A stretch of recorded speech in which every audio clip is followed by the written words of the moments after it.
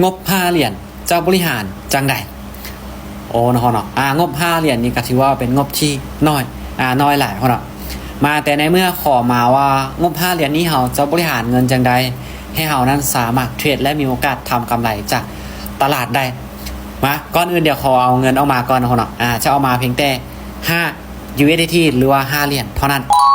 มาเดี๋ยวจะมาสาธิตให้ทุกคนเบิ่งนะว่างบ5เหรียญนี้เฮาจะบริหารเงินจังใด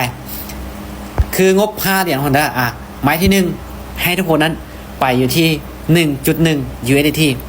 เป็นอย่างที่ว่าให้ไปอยู่ที่ 1.1 คนเนาะถ้าว่าเฮาไป1 USDT นั้นถ้าว่าเฮาวินเฮาจะได้กำไรมาเพียงแต่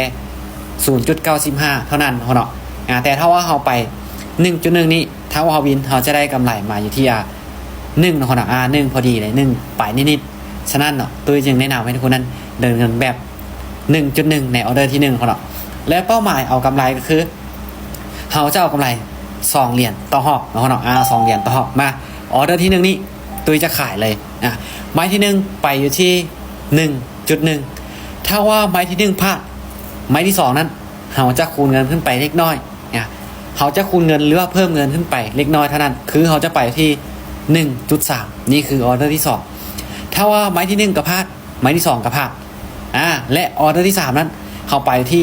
2.6 นี่คือการบริหารเงินด้วยงบ5 USDT งบ5 USDT นี่เขาสามารถบริหารเงินให้ได้ที่3ออเดอร์เขาสามารถไปได้3ออเดอร์และกำไรเขาจะเอาต่อหอบคือตุ้ยแนะนำให้เอาที่2 USDT หรือว่า3 USDT เนาะเพื่อลดพรความเสี่ยงลงในเมื่องบของเขาน้อยเนาะเขาถ้าว่าเขาตั้งเป้ากำไรสูงเกินไป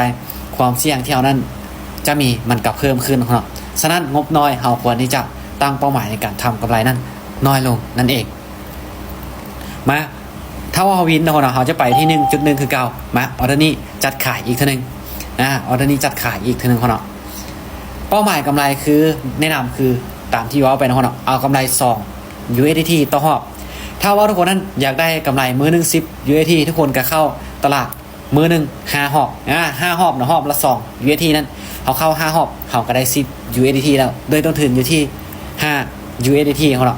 นี่คือหลักการบริหารเงินหรือการเดินเงิน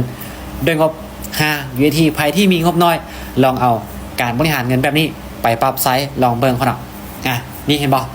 ก็ถือว่าเฮานั้นได้กำไรมาตามเป้าเนาะงบ5 USDT เอากำไรเพียงแต่2 USDT เท่านั้นถือว่าเฮากระพักในรอบนี้เนาะแล้วเฮาค่อยมาเก็บกำไรต่อในรอบต่อไปถ้าว่าเฮาจะได้กำไรหลายหรือว่าอยากได้กำไรเพิ่มขึ้นเฮาก็แบ่งเข้าตลาดเป็นรอบเอาเขาเนาะ